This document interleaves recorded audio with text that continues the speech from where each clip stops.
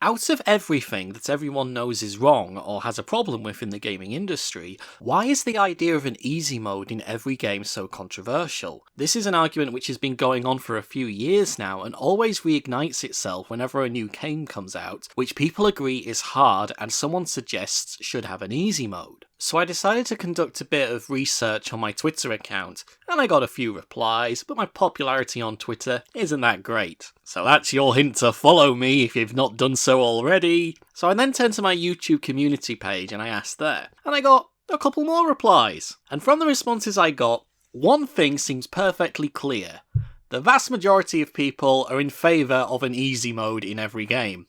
Okay, see you next time! Okay. Obviously, this is nowhere near a large enough response to be considered anything, but considering there's been a lot of talk about easy mode since the release of From Software's Sekiro, and for full disclosure, it's a game I've yet to play, because I can't afford it. PS4 tributes are welcome. Anyway, obviously from the title of the video, you probably know where I stand on the issue. However, my reasons for falling on the side of variable difficulties in games doesn't just fall from a position of, maybe I just suck at this game, but from an actual developer standpoint, whenever I look at the issue in terms of development itself, I fail to find an argument or a reason just not to include any variable difficulties. So before I start, I feel it's important to bring up a separate issue, one regarding player accessibility. I don't really want to go into the issue of accessibility too much, because I feel it's a completely different issue to easy mode, but check out the video by Extra Credits, which covers the topic very well. So first of all, let's talk about the fact that the mere phrase of easy mode has a huge image problem today. For some reason, a lot of people seem to assume that easy mode means instant win, or the complete removal of any challenge in the game itself, that you barely need to do anything and you will still beat the game. I understand why people think that, because let's face it, there are some games out there where even on normal mode, you can just blitz through entire stages and sequences. But easy mode as a concept shouldn't be an instant win mode. Speaking as a developer myself, if I included an easy mode within my game, it should make the game easier, but there still has to be some effort by the player in order to finish it. And this is where we get to the separate issue of balance testing, which I'll go over a little bit later. As a developer, for me at least, easy mode difficulties should really be about allowing the player to recover easier from making a mistake, or providing them with the ability to just simply last longer in order to learn how to play the game. So there's a bit more to this. For example, we could have a difficulty mode which only affects the first few hours of gameplay. That means that players who pick easy because they find the normal difficulty hard will notice a gradual increase in difficulty to that of normal mode as they learn and become better with the game, and eventually they end up at the same position as those who picked the standard difficulty setting. And there are games which do this, and I'll be talking about one in particular which does this near the end of the video. So let's also address something fairly obvious, but something that a lot of people still assume is the case. Easy mode is not God mode. And from a developer standpoint, this is something you definitely want to avoid. Otherwise, a large portion of your players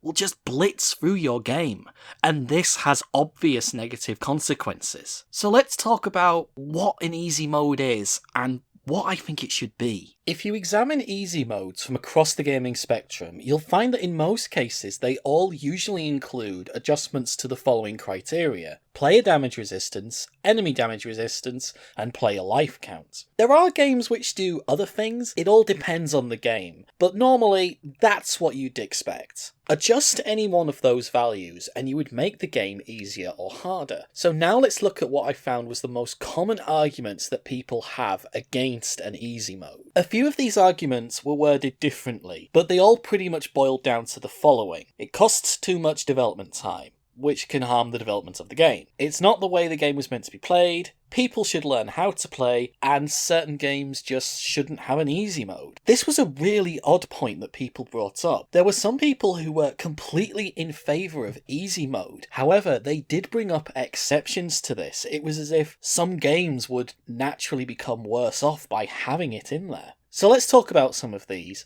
because a few I feel are a bit misguided.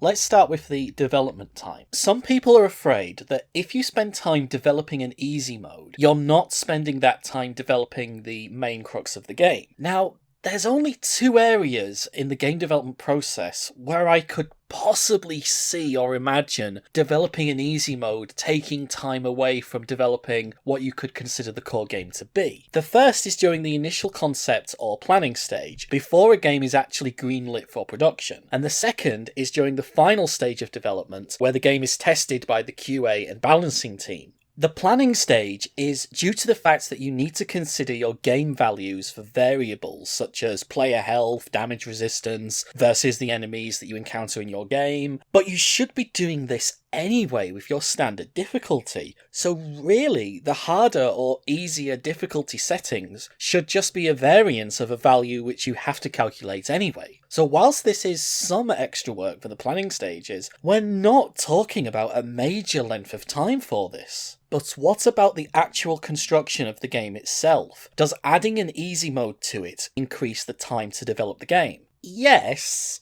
but it's not as much as you would think. So I'm going to explain this concept at a very basic entry-level stage. So anyone out there with actual programming and game development experience, let's keep the laughter down to a bare minimum. If we're just going to change some values, like these ones we brought up earlier, our development team can implement a check to see what difficulty the player wants to be in. Depending on their choice, they can add a variance value to the normal parameters, which will either increase or decrease the default normal values, and the effect on this to a player is either a harder or an easier difficulty. So how much work would that be on the development team? How much work would it be to actually construct that in terms of code? Well, for an experienced team who has done work like this before on other projects, relative to the overall development time, it's barely anything. It's just adding a small positive or negative variance to your code, which responds to the difficulty mode the player selects. There really isn't much work here at all. So I figure I should try and show you this by using some actual code. Again, expert programmers, let's keep the laughter down to a minimum. This is an entry-level concept. This is a university project that I had to do a couple of years ago. It was basically, could you create the game Pong with a bunch of other cool features in there? And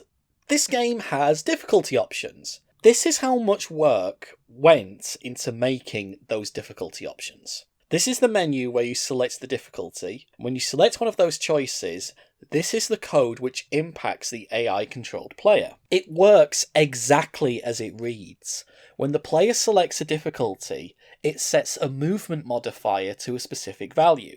So if you look further down the AI code, we can see the line which allows the AI to track the ball in the game. I've highlighted the important bit. As with everything in game development, the AI is just controlled by a mathematical formula, which is the result of a calculation, and this affects how accurately the AI is able to track and balance the ball in turn. And the effect on the player is basically how hard it is to score against. So all we do is create 3 variances to this formula, and whatever variance we use is determined by the difficulty that the player selects. This results in how accurately the AI is able to track the ball, which impacts how easy or hard it is to score against the AI player. How much work was this in terms of the overall project? Less than 1%? Probably not even 0.5%? Between this and the online multiplayer, leaderboards, local multiplayer mode, the UI creation, the asset creation, all of which I had to do in this project, creating an easy difficulty and a hard difficulty, it was a tiny amount of work. Now yes, this is just a small solo university project. What about a big AAA game? I would probably have to guess it's around the same level of work, relatively speaking. Just because the project has scaled up doesn't mean the percentage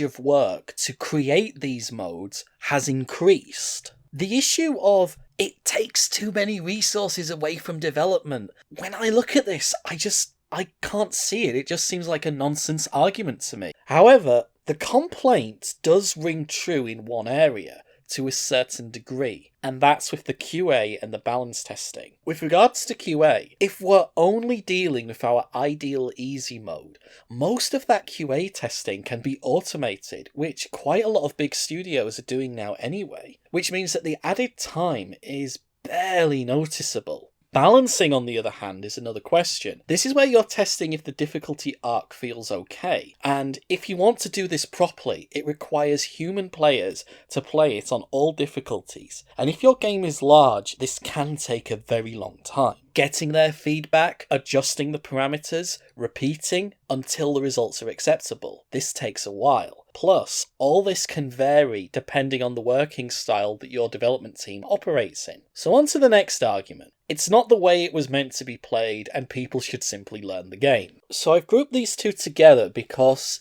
if you address one, it pretty much addresses the other. First of all, define it's not the way it was meant to be played. Are we talking about a game like XCOM or Darkest Dungeon, where when a character dies, they're gone for good, only to have a mode which prevents permadeath? Or are we talking about giving you more ammo so you can get the zombies before they get you? Yeah, that would pretty much change up the gameplay experience, and there isn't necessarily anything wrong with changing the experience, so long as it doesn't replace the experience outright, or it clearly gives the player a new experience, and you can pick one or pick the other. But the idea of an easy mode doesn't mean you'd have to remove core or key features like permadeath per se. It means that a player can survive a bit longer, or simply giving them a little leeway to be able to recover from a mistake. If we take From Software's Sekiro, a number of people have said it's quite good, but you really do need to master the parry move, which isn't easy. Just check out Jim Sterling's video impressions on the game for a good explanation of that. Now, for me at least, an easy mode for that game could be something just as simple as giving the players some more damage resistance, or extending the window for a successful parry. You still have the core experience, but either one of those changes for an easy mode would mean a player still has to learn the mechanics, but now they have longer to do so per battle without the frustration of constant failure against the same opponent. And this is less likely to get the player in a position that no developer wants, and that's the place where the frustration of not being able to figure out the gameplay mechanics means they're no longer having fun with your game and will likely put it down or give it negative feedback. And if you still believe that's not the way it's meant to be played, well, my question for you is now, if this easy mode doesn't replace the normal mode, what concern is it to you if other people play it on that mode? So let's move on to another issue which is kind of similar to this. Certain games always pop up as being exceptions that shouldn't get an easy mode no matter what. That to add an easy mode to these would ruin the experience, or that it will somehow harm the game. And those games are almost always ones released by From Software, specifically the Soulsborne series. These are games which people get really angry and passionate about when it comes to the idea of adding an easy difficulty option. But you see, this is where the punchline comes in, because when it comes to an easy mode for these games, as Jack Nicholson says in the movie Batman, chances are you played it already. Yeah, every Soulsborne game actually has multiple difficulty settings. I wouldn't be surprised if it turned out that most people actually used an easier difficulty and didn't realise. Okay, what do I mean by this? Some of you are probably thinking, I've played those games, they don't have an easy mode, unless you're talking about co-op. No, I'm not talking about co-op. I'm actually talking about you can play the Soulsborne series on a single player offline, and it has different difficulty settings. So what do I mean? Well, let's take Demon's Souls as an example. At the very start of the game, you're invited to pick a class, and there are some obvious classes which will make your time a lot harder. For example, the Barbarian and the Magician. So why are these characters so tricky? Well, the Barbarian has no starting armor whatsoever, and he's got really poor starting equipment. You need to put a lot of effort in before this class becomes really effective, meaning that for beginners, this class can be punishing. It can take a lot of damage, and it can be very hard to actually progress if you don't know what you're doing in the game. Now, for the Magician, whilst it has a really good offensive spell which will pulverise the first boss and is also very effective against some of the enemies you encounter in the first world, it needs items to regenerate the magic points. And the sword and the shield that it starts with are not that great in the first world, and they are absolutely terrible for the second world's enemies. So, we've got two characters here which are clearly quite difficult for the early game, whereas on the other hand, there's a character class called Royalty. Royals are basically the easy mode for the game. Their main weapon is the rapier, which is a really good weapon for early game. It can pierce armoured enemies and is really useful in the second world when you encounter enemies which have hardened skin. Not only that, but the Royal can cast a ranged magic spell right from the start, and it's very effective against all enemies in the first and the second world. But unlike the Magician, they come with a piece of equipment that can increase and regenerate magic points. Oh yeah, and their shield is one of the best shields in the game for parrying enemy attacks. This is the case for all the Soulsborne games. The decision you make involving the character class or primary weapon greatly impacts the difficulty you face early in the game. Now, how From eventually evens this out is through the levelling up system. Eventually, those harder starting characters will have upgraded and gotten better gear. Combine that with the player's natural ability to get better at the game, eventually all starting characters eventually level out to roughly the similar position, and it then becomes the onus on the actual player's ability to play the game. But at this point, the player is probably around somewhere between a quarter and halfway through the game, when the learning curve should be starting to smooth out. So there already is an easy mode in the Souls series, but it's not directly advertised to the player as being, this is the easy mode, this is the hard mode. But there are other games such as Dragon's Crown which clearly do give difficulty suggestions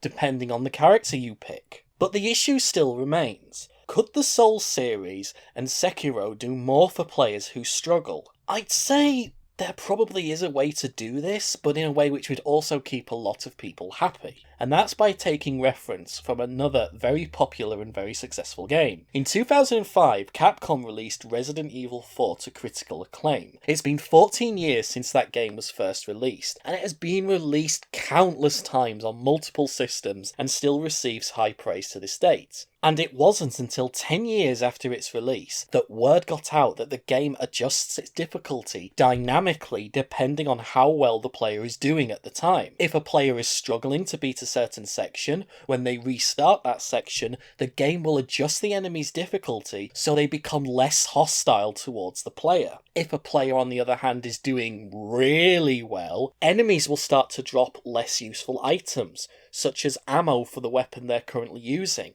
They'll start dropping ammo for different weapons that they might have. I could very easily see a similar approach working for the Souls games. For instance, if a player keeps dying at a specific point, the enemies become a bit less hostile. Not by a lot, but just a little, so the player could sneak in a few attacks or simply take a health item. And likewise, players who enjoy the relentless difficulty and the challenge would also be rewarded for their skill and ability, in that the foes would become far more hostile. You wouldn't make the game too easy, so there's no challenge at all. It's all about giving players a chance to recover from a mistake, or the ability to survive long enough for them to learn their mistakes without the player having to potentially restart a huge area more times than you'd ideally want them to. So what should you take away from this discussion? That difficulty modes should not be an instant win function. Most of the time, they're about just giving a bit more recovery time to the player for making a simple mistake. They're still required to do something and provide some degree of skill in order to actually beat the game and win. That as a developer, so long as you design your game with difficulty modes in mind right from the start,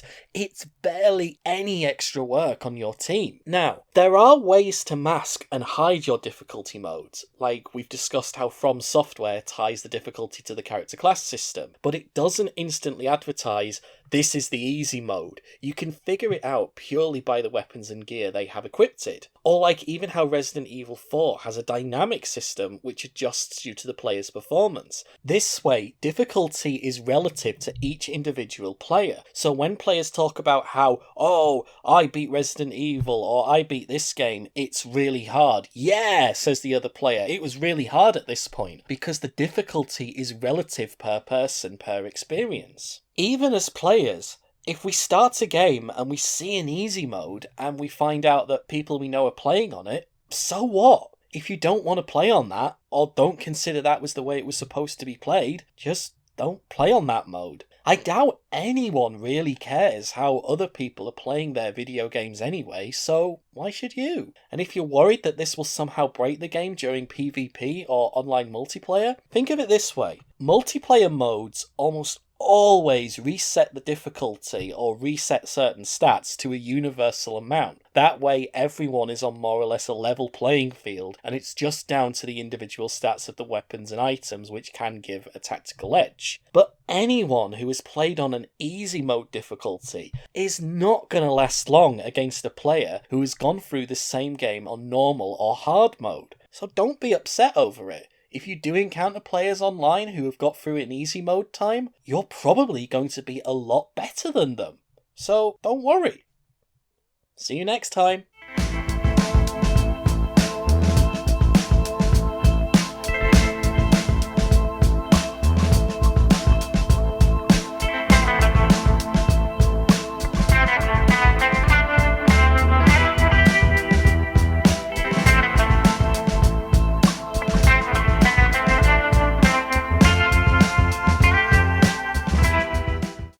Hey guys, thanks for checking out my video. If you found this video interesting and enjoyed it, please click that like and subscribe button. And if you know anybody else who might be interested, please share it with your fellow friends and minions. If you want to continue the adventures, you can follow me on Twitter and Instagram. And if you'd like to support the work I do further, please consider backing me on Patreon. Or if you'd just like to make a one-off donation, why not treat me to a coffee? Links to both are in the video description. Even the smallest donation is a huge help to keeping this channel going. But most of all, just thank you for taking the time out to watch this video and enjoy the work I do. It really does mean the world to me. Thank you.